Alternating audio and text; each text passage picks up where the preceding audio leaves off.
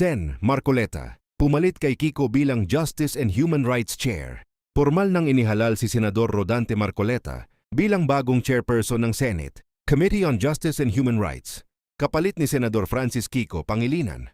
Ang naturang pagbabago ay bahagi ng malawakang committee reshuffle sa Senado, kasunod ng mga tensyon, leadership changes, at uminit na bangayang pampolitika sa mataas na kapulungan nitong mga nakaraang linggo. Ang Senate Committee on Justice and Human Rights ay isa sa pinakamakapangyarihang komite sa Senado.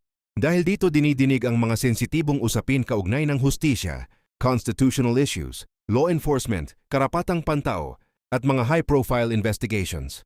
Dahil dito, mabilis naging sentro ng usapan online ang pagpapalit kay Pangilinan kay Marcoleta, lalo na't kilala ang dalawang senador sa magkaibang tindig sa iba't ibang pambansang issue. Sa ngayon, wala pang detalyadong pahayag si Senador Marcoleta hinggil sa kanyang mga prioridad bilang bagong Justice and Human Rights Chair. Ngunit inaasahang magiging sentro siya ng mga susunod na mahalagang pagdinig at kontrobersyal na usapin sa Senado,